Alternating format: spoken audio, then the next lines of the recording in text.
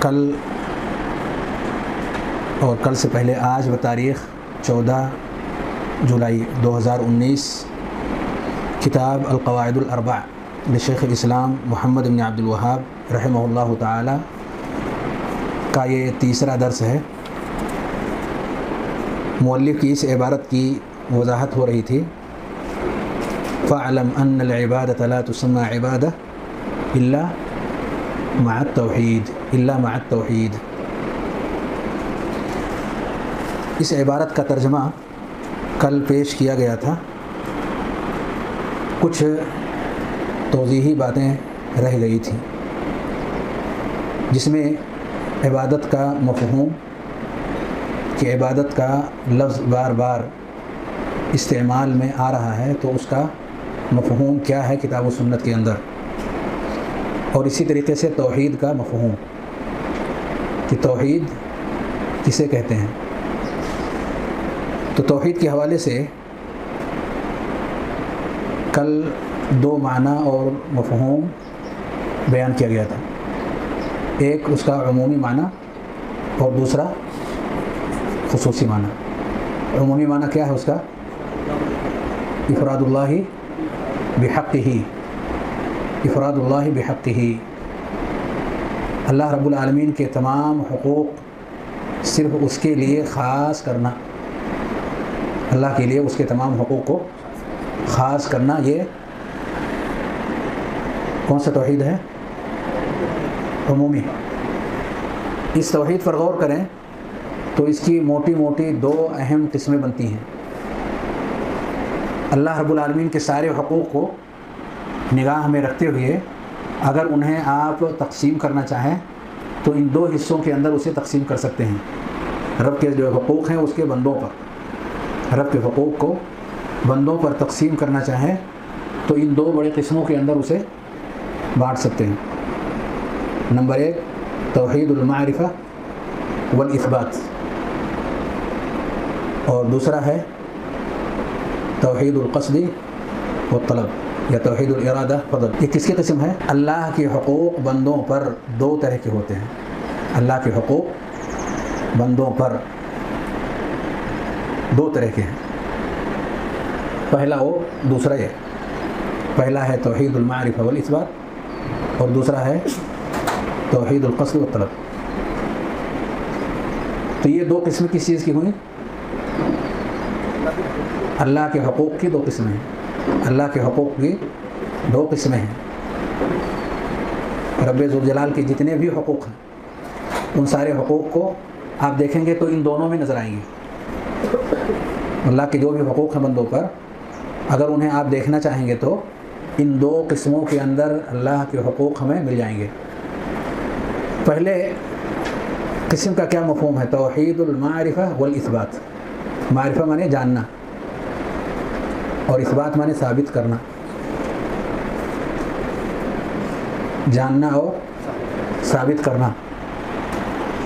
جاننا اور ثابت کرنا، کیا جاننا؟ کہ اللہ کا حق ہے، اور ثابت کرنا کس کے لیے؟ اللہ کے لیے۔ اس حق کو صرف اللہ کے لیے ثابت کرنا، پہلے تو اس حق کو پہچان لینا اور اسی کے لیے ثابت کرنا۔ تو اگر دیکھا جائے تو اس میں دو طرح کی باتیں آتی ہیں۔ نمبر ایک توحید ربوبیت، نمبر دو توحید اسماء اور صفات۔ توحید ربوبیت اور توحید اسماء و صفات۔ توحید ربوبیت میں کیا ہوتا ہے؟ ربوبیت میں کیا ہوتا ہے؟ اللہ رب العالمین کے سارے اعمال کو اس کے لیے خاص کرنا۔ ربوبیت میں کیا ہوتا ہے؟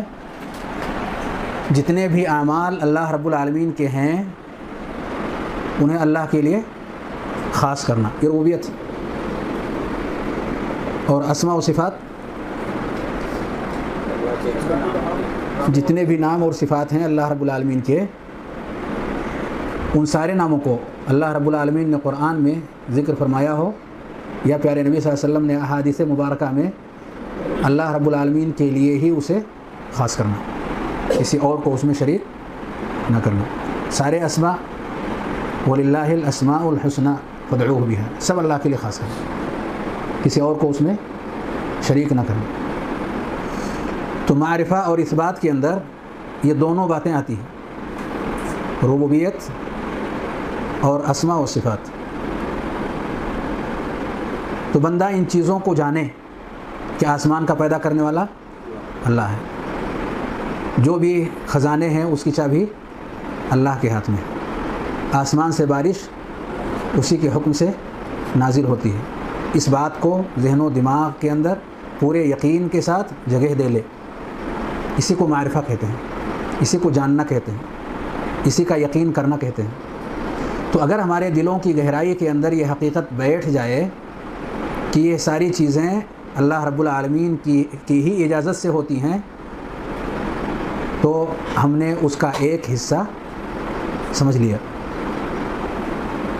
اور دوسرا حصہ رہے گا کہ جو کچھ خیر ہے وہ اللہ رب العالمین کے ان ناموں کے اثرات میں سے ہے، جیسے رحمت کے اثرات، جیسے مغفرت کے اثرات، جو اسماء حسنہ اور صفات علیہ ہیں۔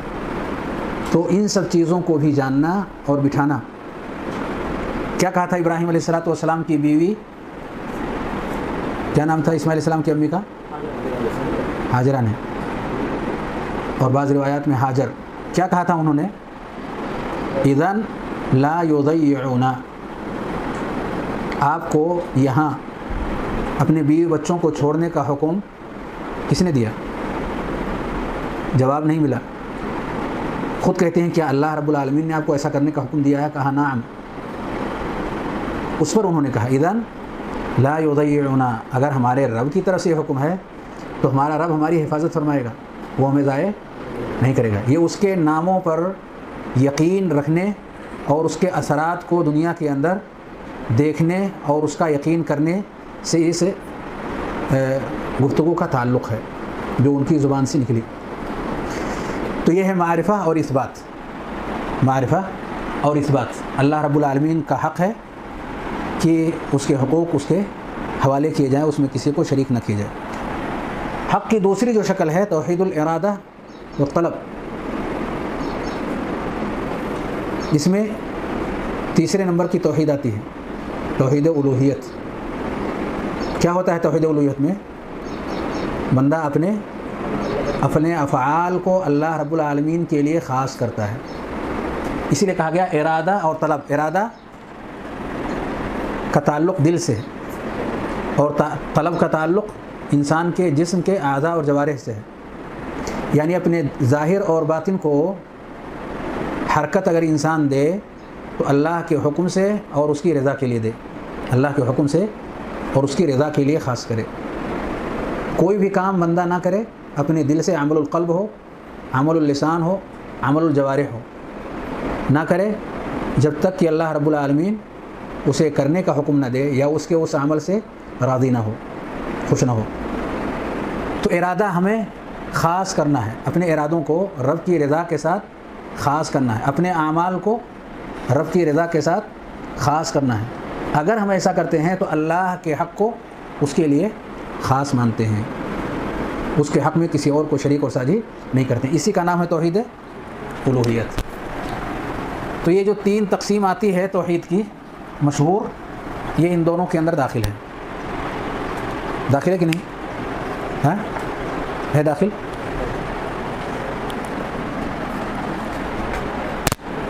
توحید المعرفہ والاثبات کا مطلب سمجھ میں آیا؟ اور قصد و طلب کا یہ بھی آیا سمجھ میں؟ یہ سب اللہ رب العالمین کے حقوق ہیں، یہ سب کے سب اللہ رب العالمین کے حقوق ہیں۔ اسی لیے کہا توحید کا ایک معنی یہ ہے کہ اللہ رب العالمین کے سارے حقوق اسی کے لیے خاص کر دیے جائیں، یہ ایک معنی۔ دوسرا معنی کیا ہے؟ افراد اللہ بالعبادت۔ اب ذرا اوپر ایک اچھٹتی ہوئی نگاہ ڈالیں اور دیکھیں عبادت کا کہیں بیان آیا ہے اس میں؟ جی، گویا کہ یہ جو پورا اللہ رب العالمین کا حق تھا یہاں سے یہاں تک، یہ اس میں سے یہ حصہ اگر آپ لے لیتے ہیں تو اس کا خصوصی معنی ہو جاتا ہے۔ سارے حقوق نہیں، حقوق میں سے ایک حصہ، اور وہ یہ حق توحید الوہیت۔ یعنی توحید بول کر کے آپ کون سا معنی مراد لیں؟ اللہ کا ایک حق، سارے حقوق نہیں، وہ حق یہ کہ آپ اپنے ارادے اور اپنے اعمال کو اللہ کی رضا کے لیے خاص کریں، کوئی بھی کام کریں اس سے مقصود کیا ہو؟ صرف اللہ کی رضا ہو، تو یہ بھی توحید ہی ہے، بلکہ یہ خصوصی معنی ہے توحید کا، یہ خصوصی معنی توحید کا کتاب و سنت کے اندر بار بار آیا ہوا ہے اور اس کو مراد لیا جاتا ہے۔ دونوں معنی واضح ہو گئے کہ نہیں ہوئے؟ ہاں، پہلا عمومی، دوسرا خصوصی۔ دونوں میں تعلق کیا ہے؟ ایک عبادت ہے اور دوسرا توحید ہے۔ توحید اور عبادت کے درمیان کیا نسبت پائی جاتی ہے، کیا تعلق پایا جاتا ہے؟ جب ہم نے دونوں کو الگ الگ سمجھ لیا تو اکٹھا کر کے سمجھ لیں، دونوں کو الگ الگ سمجھ لیا نا، اب اکٹھا کر لیں کہ ایک جگہ توحید بھی ہے اور عبادت بھی ہے۔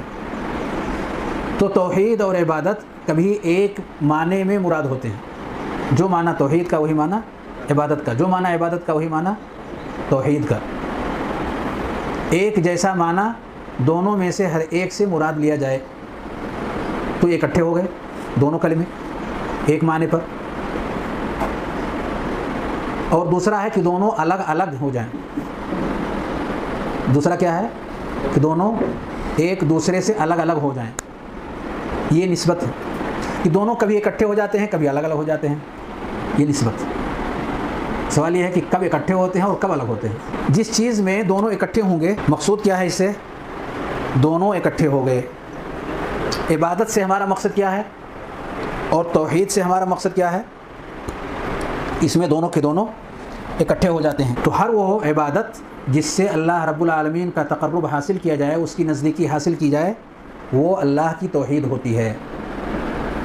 اور ہر توحید جس سے اللہ رب العالمین کی نزدیکی تلاش کی جائے، وہ اس کی عبادت ہوتی ہے۔ جیسے آپ نماز پڑھیں، روزے رکھیں، بھئی نماز اور روزے عبادت ہیں کہ نہیں؟ کیوں نماز پڑھتے ہیں؟ کیوں؟ اللہ کی رضا حاصل کرنے کے لیے۔ اسی کا نام توحید ہے کہ ہمارا مقصد کیا رہے اس عبادت سے؟ رب کو خوش کرنا۔ تو ہر وہ عمل جس سے ہمارا مقصد یہ ٹھہرے کہ اللہ ہمارے اس عمل سے راضی ہو جائے، یہی توحید ہے۔ ہر عمل کے اندر رب کی رضا اور خوشنودی کو کیا کرنا؟ پیدا کرنا۔ ہر عمل کے اندر اسے لانا، اس کے علاوہ کوئی اور مقصد کسی بھی عمل کے اندر نہ آئے۔ یہ اگر ہم نے اپنے سارے اعمال کے اندر کر لیا تو سارے ہی اعمال ہمارے توحید ہیں، ہماری ساری عبادتیں توحید ہیں۔ اور جس عمل میں ہمارا یہ مقصد نکل جائے تو توحید نہیں رہا، اوروں کو بھی ہم نے شامل کر لیا، ہم نے اللہ کی رضا کے علاوہ غیر اللہ کو بھی اس میں شامل کر لیا۔ جیسے نماز لمبی کیوں کر رہے ہیں؟ تاکہ لوگ نمازی کہیں ماشاء اللہ، کیا پوچھنا۔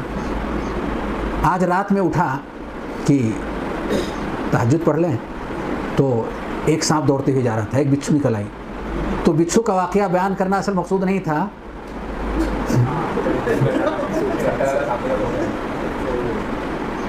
وہ تو ایک ہیلا اور بہانہ ٹھہرا، وہ واقعہ بیان کرنا ایک بہانہ ہے، پر اصل اپنی عبادت کا دھونس جمانا ہے کہ ہم رات میں بھی عبادت کرتے ہیں، صرف دن ہی میں نہیں۔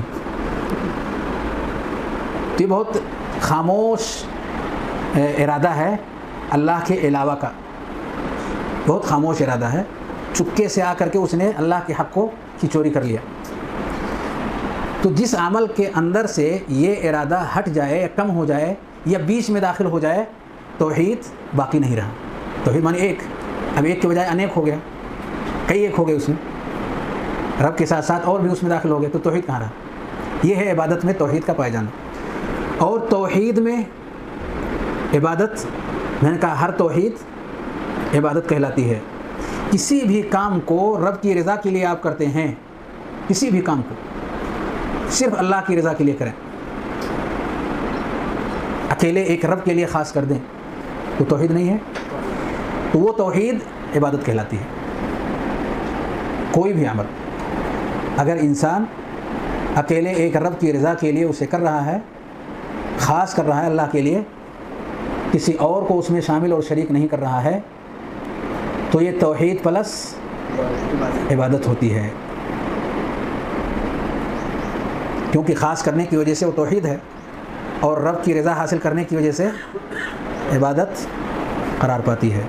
تو دونوں ایک دوسرے کے معنی میں، جب مقصود کو لیا جائے، کسی بھی کام کے مقصود پر اگر نگاہ ڈالیں اور مقصود صرف ایک ہو تو عبادت بھی ہے پلس توحید بھی ہے۔ اسی کو مؤلف کہتے ہیں فَاعْلَمْ أَنَّ الْعِبَادَةَ لَا تُسَمَّى عِبَادَةً إِلَّا مَعَ التَّوْحِيدِ، پیچھے عبارت گزری نا، فَاعْلَمْ أَنَّ الْعِبَادَةَ لَا تُسَمَّى عِبَادَةً إِلَّا مَعَ التَّوْحِيدِ، یعنی جب کوئی عمل آپ اس ارادے سے کریں کہ ہمارا رب راضی اور خوش ہو، تو وہ عبادت اور توحید دونوں ایک ساتھ ادا ہو رہی ہے، یعنی عبادت اللہ کے لیے ہو رہی ہے۔ یہ مطلب عبادت اور توحید کا مطلب ہوا کہ وہ عبادت یا وہ عمل کس کے لیے ہو رہی ہے؟ اللہ کے لیے ہو رہی ہے، اور اللہ کے لیے ہو رہی ہے کا مطلب ہوا توحید، اور ہمارا یہ عمل عبادت ہے۔ ہمارے عمل یعنی رکوع کرنا، سجدے کرنا، یہ عمل ہے، خوف اور رجا اور امید اور انابت، یہ سب عمل ہے۔ تو یہ ساری کی ساری عبادات ہیں۔ تو یہ عبادات اگر اللہ کے لیے کی جاتی ہیں تو توحید ہو گیا اس کا، لیکن اللہ کے علاوہ کسی اور سے ڈرا جائے تو وہ عبادت تو ہے، لیکن کس کی؟ غیر اللہ کی عبادت ہے، تو پھر توحید نہیں رہا۔ تو اس لیے مؤلف کہتے ہیں ان العبادۃ لا تسمى عبادہ الا مع التوحید۔ مع التوحید کا مطلب کیا ہوا؟ ہاں؟ توحید کے ساتھ۔ کیا مطلب توحید کے ساتھ؟ ہاں جی، توحید کے ساتھ کا مطلب ہوا کہ اس کام کو جسے آپ نے عبادت کہا ہے، اس کام کو رب کی رضا کے لیے ہی کریں، اس میں کسی اور کو شریک نہ کریں۔ یہ پہلی نسبت تھی جو ذکر کی گئی، دونوں ہی اکٹھے ہو گئے۔ کون دونوں؟ عبادت اور توحید، دونوں الگ الگ ہو گئے، یہ دوسری نسبت ہے، یعنی عبادت الگ، توحید الگ۔ یہ کیسے؟ پہلے تو آیا اتفاق، دونوں متفق ہو گئے، اب آیا افتراق، دونوں الگ الگ ہو گئے۔ تو اتفاق اور افتراق کی نسبت پائی جاتی ہے عبادت میں، اور توحید میں جو نسبت پائی جا رہی ہے، کیا نسبت ہے؟ اتفاق اور افتراق۔ اتفاق قصد، کہ دونوں کے پیچھے ایک ہی مقصود ہو، یعنی دل سے عبادت آپ کر رہے ہوں تو دل سے آپ کا قصد کیا ہو؟ قصد تو دل ہی سے ہوتا ہے نا، ہاتھ و پیر سے تو نہیں ہوتا۔ اور دوسرا ہے افتراق، دونوں کا الگ الگ ہونا۔ اللہ رب العالمین کا جو تقرب اور نزدیکی حاصل کی جاتی ہے وہ کسی ایک کام سے ہوتی ہے یا کئی ایک کام سے ہوتی ہے؟ کئی ایک ہے، اس میں سے ایک توحید ہے، اس میں سے ایک توحید ہے۔ جیسے بہت سارے کام ہیں کہ جس کے ذریعے سے اللہ رب العالمین کی نزدیکی حاصل کرنا ہے۔ روزہ کیا ہے؟ عبادت ہے۔ نماز عبادت ہے۔ حج بھی عبادت ہے۔ یہ کئی ایک عبادتیں ہو گئی، بدنی عبادت اور دلی عبادت ایک طرف سے، اس میں بھی آپ دیکھتے چلے جائیں، جیسے کہ آپ نے اصول ثلاثہ میں پڑھا، بہت ساری عبادات ہیں۔ تو عبادات کی ڈھیر ہے، عبادات کی کثرت، انہی عبادات میں سے ایک عبادت توحید ہے، ایک عبادت توحید ہے۔ وہ کیا ہے عبادت توحید؟ جو انہی عبادات میں سے ہے کہ اللہ رب العالمین کی رضا، اللہ رب العالمین کی رضا اور اس کی خوشنودی، یعنی اس کے لیے کرنا، اللہ کے لیے کرنا، اللہ رب العالمین کے لیے کسی چیز کو خاص کرنا۔ اور یہی وہ بطاقہ تھا کہ جس نے اس کے سارے اعمال کو، یہی ایک بطاقہ تھا توحید کا، کہ جس نے اس کے سارے پورے رجسٹر جو دوسرے ترازو کے دوسرے پلڑے میں رکھے گئے تو وہ سب ہلکے پڑ گئے اور یہ بھاری ہو گئے۔ یہ توحید ہی ہے، لا الہ الا اللہ۔ تو یہ دراصل توحید یعنی اللہ رب العالمین کے لیے ہی ان ساری عبادات کو انجام دینا، دراصل یہ عبادات میں سے ایک عبادت ہے۔ بہت سارے اعضاء اور جوارح ہیں، یہ سب کے ذریعے سے عبادت ہو رہی ہے، انہی میں سے ایک چیز ہے جو دل کے ذریعے سے عبادت ہو رہی ہے۔ دل کے ذریعے سے ہونے والی عبادات کا تعلق اس سے ہے، توحید سے ہے، اور باقی جو جسم کے ذریعے سے اور دیگر کام انجام پائے جانے والے ہیں یہ بھی عبادات ہیں۔ تو یہ سب الگ الگ ہیں، یہ دونوں کے درمیان فرق ہے۔ آئیے اسی کے ساتھ مؤلف نے جو یہ بات کہہ دی کہ اگر آپ کے توحید اور عبادت کے اندر شرک آ گیا تو ایسے ہی آپ کا عمل بیکار ہو جائے گا جیسے کہ نماز کے اندر کیا آ جائے، ہاں آپ کے طہارت کے اندر کیا چیز پیدا ہو جائے، حدث، تو اس طہارت کو کیا کرتا ہے، حدث، یعنی اگر ہوا کا خروج ہو جائے اسے باطل کر دیتا ہے۔ تو آئیے اس شرک کا مفہوم بھی واضح کر لیں۔ کسے کا شرک، توحید کو پہچاننا ہے تو شرک کو پہچان لیں، دونوں ایک دوسرے کا اپوزٹ ہے، یعنی اللہ کے حقوق کو اللہ کے لیے خاص کرنا یہ توحید ہے، اور انہی حق میں سے کوئی حق اللہ کے علاوہ کے لیے کر دینا یہ شرک ہے۔ انہی حقوق میں سے کوئی بھی حق اللہ کے علاوہ کے لیے کر دینا یہ کیا ہے، شرک ہو گیا۔ ان میں اہم ترین حق، سب سے اہم حق عبادت ہے۔ اللہ کے حقوق میں بہت سارے حقوق ہیں، ان حقوق میں سے سب سے اہم ترین حق جو کہ اس کی عبادت ہے، اس میں کسی اور کو شریک کر لینا یہ شرک کا خصوصی معنی، اور اسی کی اصلاح کے لیے انبیاء اور پیغمبر دنیا میں بھیجے گئے، اسی خصوصی معنی کی توضیح کے لیے، کیونکہ عمومی معنی میں کچھ چیزیں لوگ مان لیتے تھے، لوگوں نے کچھ چیزیں مان لی ہیں، پر یہ چیز تو لوگوں نے تسلیم نہیں کیا۔ شرک کلیئر ہو گیا نا، ہوا کلیئر شرک کا معنی اور مفہوم۔ اب دیکھیں شرک اگر عبادت میں یا عمل میں آ جائے تو کیا کرے گا، بتایا نا مؤلف نے، اسے برباد کر دے گا، اسے تباہ کر دے گا، یہی تو بتایا۔ تھوڑا سا اور وضاحت کے ساتھ اس کو سمجھتے ہیں۔ شرک اگر عبادت میں آئے یا عمل میں آئے، شرک کا مطلب اللہ رب العالمین کے حق میں سے کوئی حق کسی اور کے لیے کیا جائے، یا عبادت کا کوئی حصہ، یا عبادت کی بہت ساری شکلوں میں سے کوئی عبادت اللہ کے علاوہ کے لیے کی جائے، یہ شرک ہے۔ تو اب یہ دیکھتے ہیں کہ اس کے جو اثرات ہیں شرک کے بندوں کے اعمال پر، شرک کے اثرات، الشرک علی العمل، شرک کے اثرات بندوں کے اعمال پر کیا ہونے والے ہیں۔ شرک کی جو نوعیت ہوگی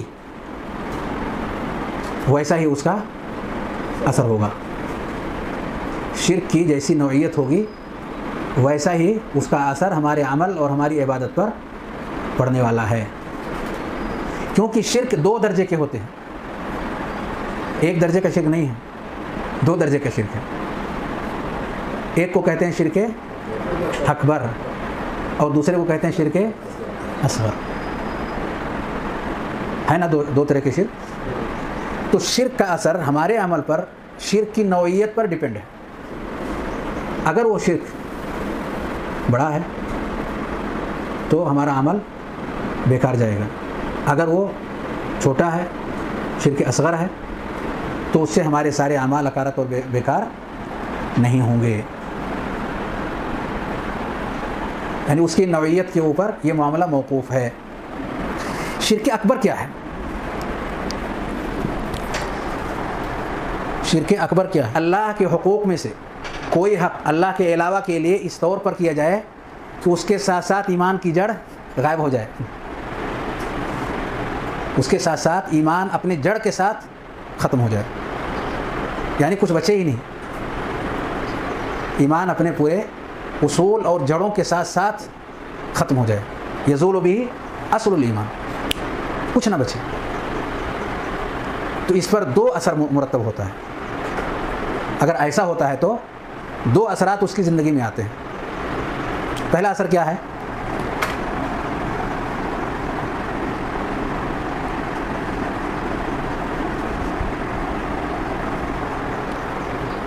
اس کے جتنے بھی اعمال ہیں وہ سب بیکار ہو جاتے ہیں، سب اکارت اور بیکار چلے جاتے ہیں، کیونکہ جب جڑ ہی نہیں تو شاخ کہاں سے ہے کہ نہیں؟ سارے اعمال اس کی اکارت اور بیکار ہو جاتے ہیں۔ دوسرا اثر کیا ہوتا ہے؟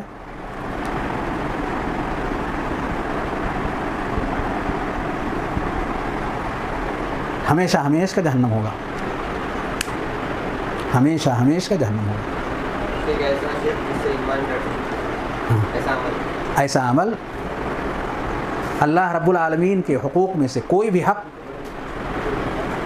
اللہ کے حقوق میں سے کوئی بھی حق اللہ کے علاوہ کے لیے کرنا کہ اس کے ساتھ ساتھ ایمان اپنے جڑ کے ساتھ ختم ہو جائے. اگر ایسا ہوا تو یہ دونوں آثار اس کے اوپر مرتب ہوں گے. وہ عمل جس میں یہ شرک آیا ہے وہ عمل جائے گا, وہ سلامت نہیں رہے گا. سلامت رہے گا وہ سلامت نہیں رہے گا, وہ عمل بیکار جائے گا. اس کی وجہ سے دوسرے اعمال پر حرف نہیں آئے گا, اس کی وجہ سے دیگر اعمال پر اس کے اثرات نہیں آئیں گے, وہی عمل متاثر ہوگا. یعنی اس کا اثر صرف اسی عمل کے دائرے میں ہے. اس کو بھی دو حصوں میں تقسیم کر سکتے ہیں, اس کو بھی دو حصوں میں تقسیم کر سکتے ہیں.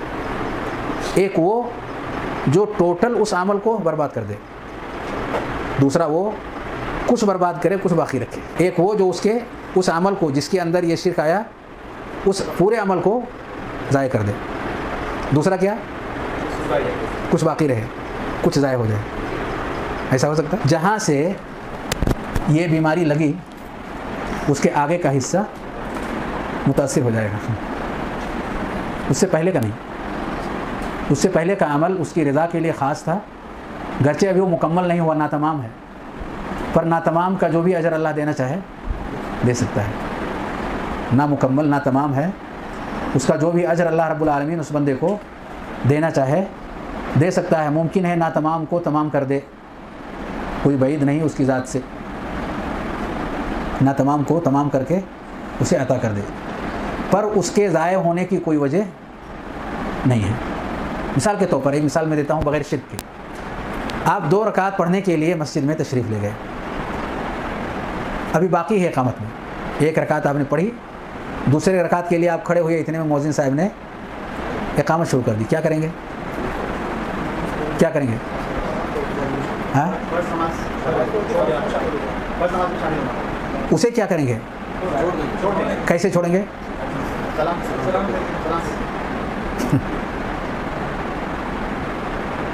جس نماز میں ہیں کیا جھٹ سے تشہد میں چلے جائیں گے اور پھٹ سے سلام پھیریں گے؟ اسی حالت میں سلام پھیر دیں گے کھڑے کھڑے. ایسا کیوں کریں گے؟ تشہد میں کیوں نہیں جھٹ سے چلے جائیں گے؟ کیونکہ سلام تشہد میں پھیرا جاتا ہے.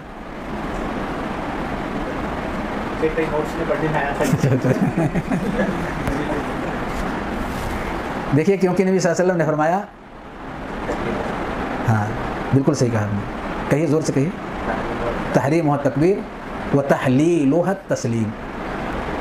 ہمیں کوئی اور طریقہ دیا ہی نہیں گیا ہے نماز کی حرمت سے باہر نکلنے کا. نماز کی حرمت سے باہر نکلنے کا کوئی اور طریقہ اور راستہ دیا ہی نہیں گیا. وہی طریقہ اور وہی راستہ ہے جو پیارے نبی صلی اللہ علیہ وآلہ وسلم نے ذکر فرمایا, سلام پھیر دو. یعنی جس پوزیشن میں ہے انسان اسی پوزیشن میں وہ نکلے, پر اس طریقے سے نکلے جو طریقہ اسے نبی کریم صلی اللہ علیہ وسلم نے دی ہوئی ہے, یعنی سلام پھیر کر کے. اگر تشہد میں ہے تو تشہد کی حالت میں ہے, قیام میں ہے تو قیام کی حالت میں, یا کوئی اور حالت اس کی ہے جیسے بین السجدتین ہے تو اس حالت میں, جس حالت میں بھی ہے اس حالت میں وہ اسی طریقے سے نکلے جس طریقے سے اس کی حرمت سے نکلنے کا اسے بتایا گیا ہے. کوئی اور نیا طریقہ اپنی طرف سے شریعت کا حصہ نہ بنائے. یعنی شریعت سازی ہمیں نہیں کرنی ہے, آئی ہوئی شریعت کو اپنانا ہے. تو شریعت اتنی ہے کہ ہمیں سلام پھیرنی ہے, پر جس حالت میں بھی ہیں اسی حالت کے اندر اگر تشہد تک پہنچ چکے ہیں تو بیٹھ کر, اور اگر قیام کی حالت میں ہے تو قیام کی حالت میں آدمی اس سے فارغ ہو کر کے اور سیدھا اس سے جا کر کے ملے امام سے.